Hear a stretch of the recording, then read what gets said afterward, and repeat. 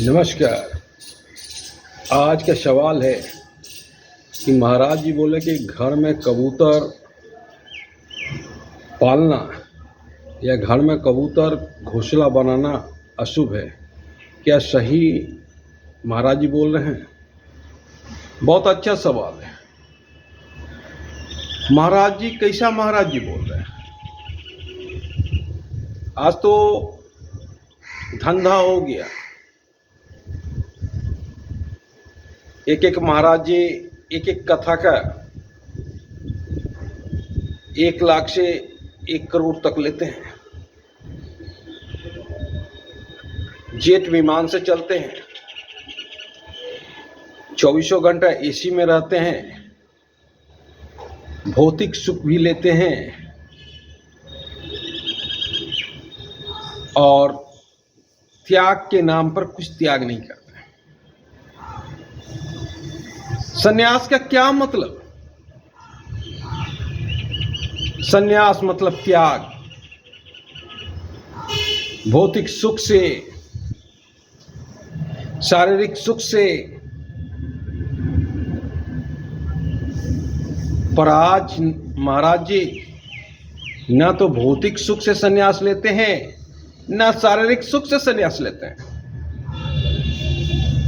वो तो धर्म को आज धंधा बना दिए हैं।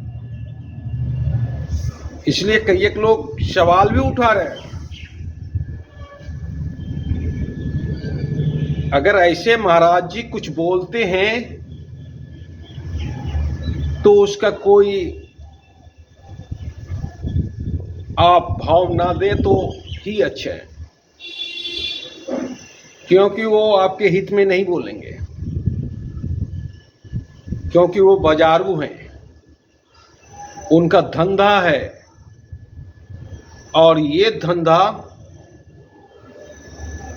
जब मनुष्य पे आफत आता है तो और बढ़ जाता है। हमारे यहाँ बहुत सारे महाराज जी आज भी हैं। एक महाराज जी के दोनों किडनी खराब हो गए। बहुत अच्छे महाराज जी हैं।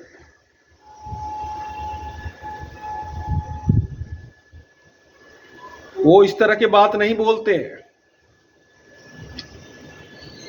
वो भक्त से किडनी इसलिए नहीं लेते हैं क्योंकि ये तो प्रकृति की अवहेलना हो जाएगा। अगर राम इस पृथ्वी पे आया है तो पूरा दुख भोगा है।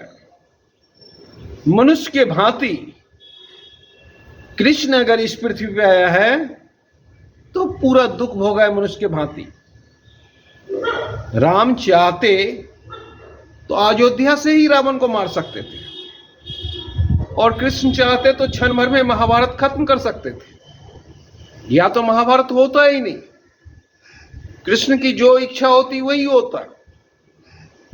पर यहां भी जब जब भगवान ने भी जन्म लिया है तो प्रकृति को चुनौती नहीं दी है,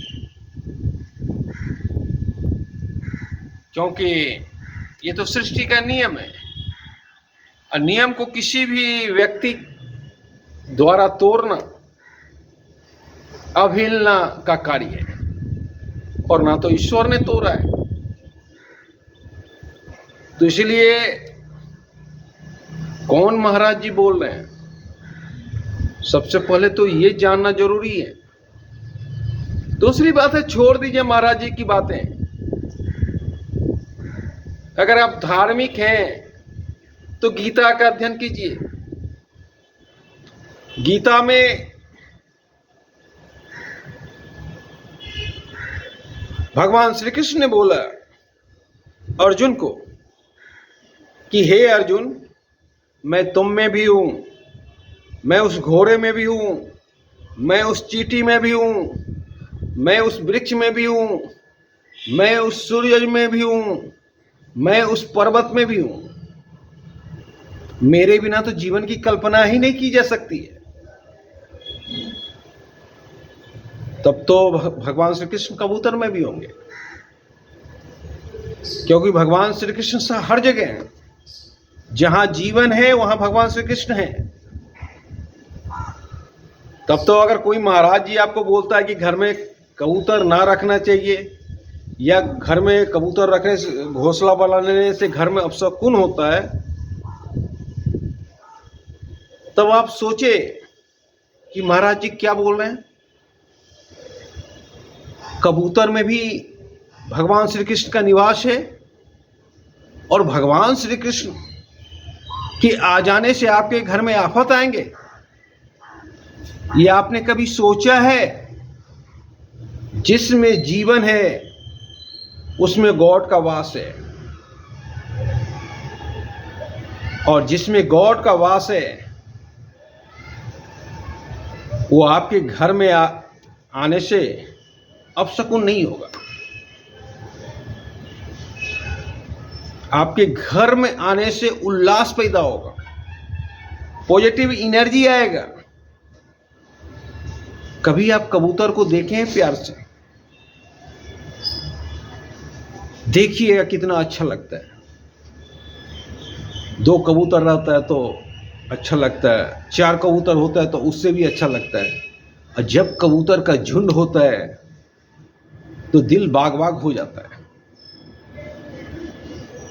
वो चित्रण कल्पना से परे हो जाता है। उसके चहचहाने से जो आवाज निकलती है वो आपके घर को खुशियों से भर देगा, आपका घर खुशी से भर देगा। वैसे भी कबूतर लक्ष्मी के वाहक होते हैं, तो ये बात कहना कि कबूतर घर में रखने से अपशकुन होता है, मैं नहीं मानता हूं कि अपशकुन होता है, क्योंकि स्वयं भगवान श्री कृष्ण का निवास है।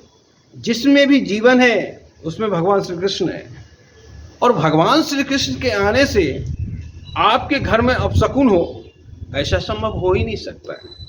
जय कृष्ण।